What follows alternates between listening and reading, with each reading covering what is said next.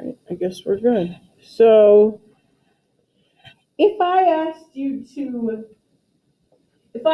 to simplify that one, if I asked you to simplify this one, you would know what to do, right? Just multiply this out. What does that give you? 10x 15y plus 20z. So we multiplied that. Oops. Well, part of today's lesson, I'm going to ask you to go the other way. And I'm going to ask you to factor 10x plus 15y plus 20z. And remember, what does factor mean? If I ask you to give me some factors of 12, give me some factors of 12. Usually you name them off in pairs, right?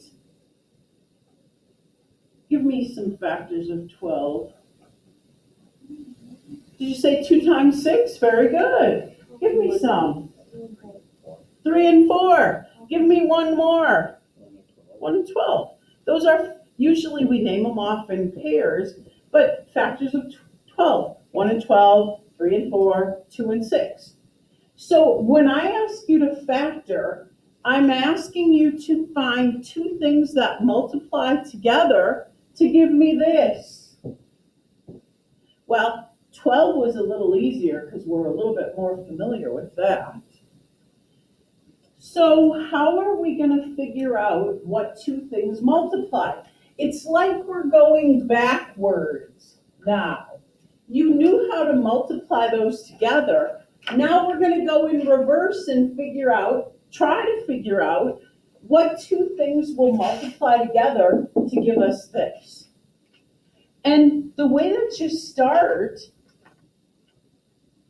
you have to try to look and see if there's anything common. Is there any common factor in all of those? And that sort of has two parts. When you ask yourself that question, is there any common factor? There's two things. They could have a number in common, all of them, and they could have a letter in common. Do these terms have a letter in common? This one has an X, this one has a Y, this one has a Z. So no, they don't. But do they have a number factor that's in common? In other words, you're looking for some factor that would go into all of those. Some number that would divide into 10, 15, and 20. 5, right? 5 goes into all of those. So what you want to do is put the common factor out in front, and then in parentheses is sort of what left. What do you have left? So 5 times what is 10? 2. And then we had this X left, right? 5 times what is 15? 3. And I had a Y left. And I didn't take any of those letters out, so I still have the Y left. 5 times what is 20? 4. And I didn't take the letter out. So this right here is just going to be your answer. Those are the things you multiply together. And when you take out a factor, you always want to take out the biggest possible factor. Does that sort of make sense so far? And one thing you could do if you want to check, make sure your answer is right.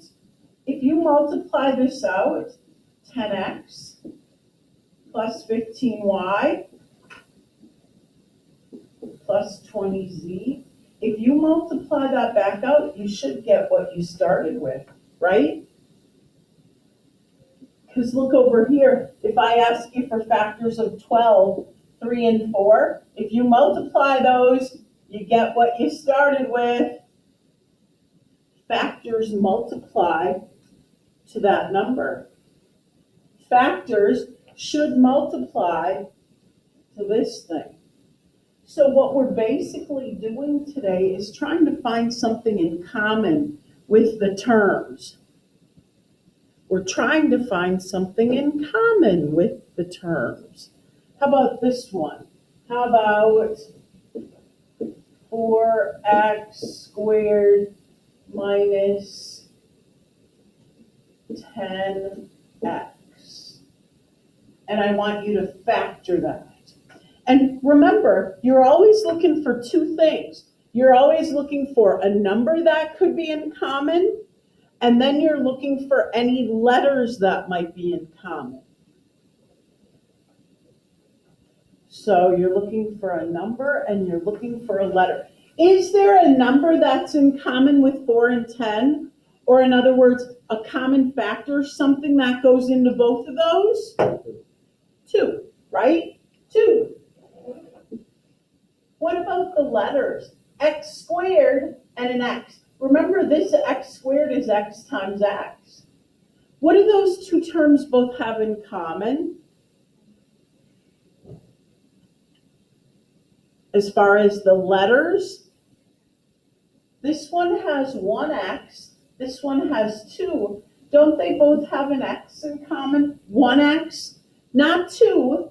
This one doesn't have 2, it only has 1.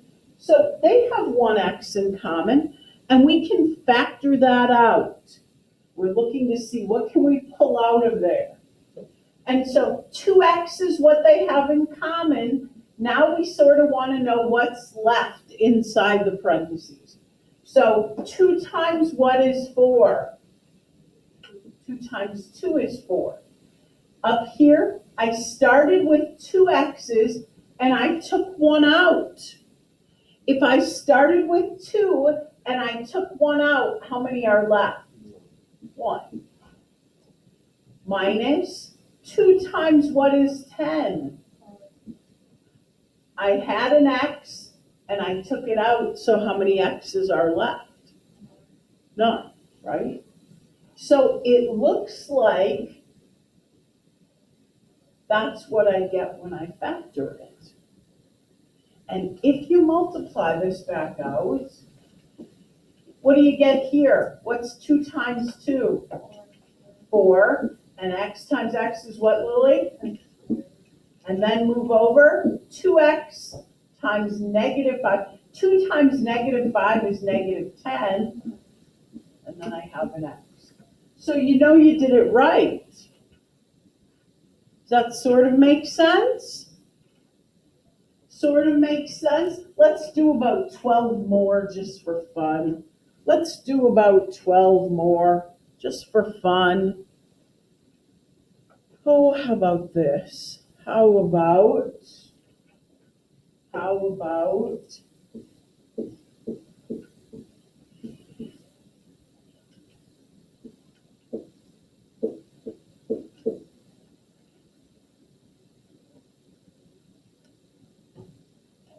factor that. By the way, does anyone have any questions so far before we factor the next?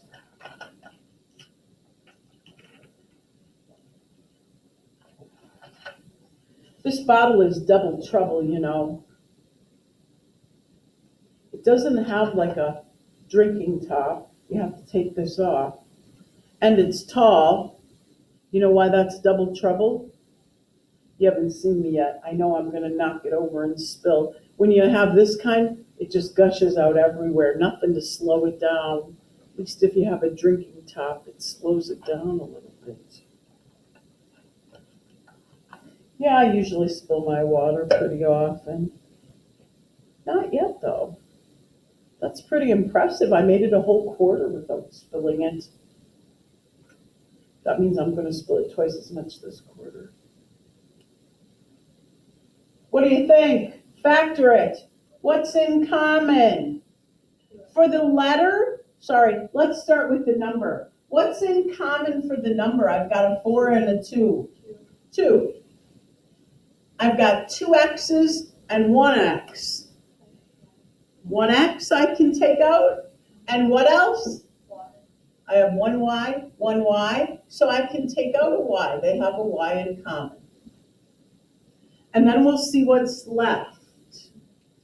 2 times what is 4? 2. I had 2 x's, but I took 1 out. So there's 1 left. I had a y, but I took it out. So there's no y's left. You don't have to put anything then, right? Had a y, but I took it out, so nothing. Minus. Right. Sometimes, look at that. I took everything out. I took everything out. Sometimes people don't write anything here. But remember, you want to know what multiplies to give me this. 2 times what is 2? You have to put the 1 there. This is a case where you have to put the 1 there. So 2 times 1 is 2. I had an x and I took it out. I had a y, I took that out. So it's just a 1 there. And remember, if you multiply this out, what are you going to get? 4 x squared y. And if you multiply this one out, 2xy. You have to put that 1 there. You have to put the 1 there. You have to put the 1 there. You have to. You have to put the 1 there. You have to put the 1 there. You have to put the 1 there. You have to put the 1 there. You have to. You have to. You have to put the 1 there. You have to. You have to. Oh God, get away from me. You have to put the 1 there. You have to put the 1 there.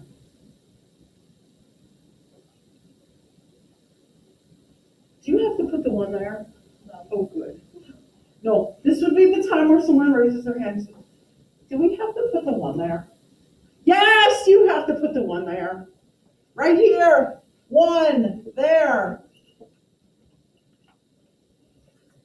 You have to put the 1 there. I don't want them to feel left out. So, do you think you have it, or should I do a few more examples? And what happens if I have something like this? What happens if I have something like, factor this?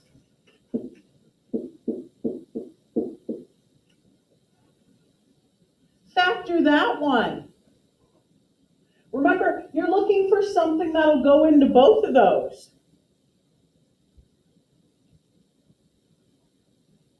What goes into both? Just 1? What do you get? What do we call it if you have a value where only 1 goes into it? Prime. If only 1 and itself, then it could be prime. Can't be factored. Could be prime. If it can't be factored, nothing you can do about it. Do you think you have that? Do you have questions? Should I do about 30 more of them? Be quiet and let us do our work.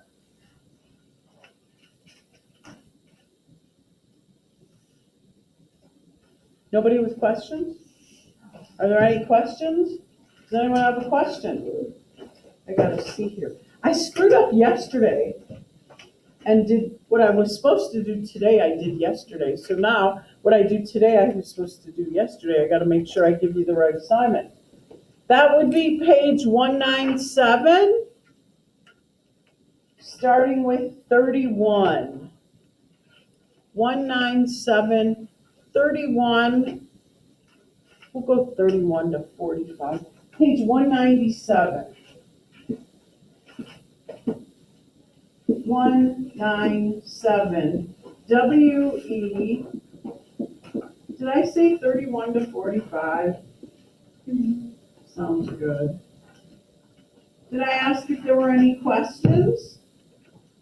Does anyone have a question?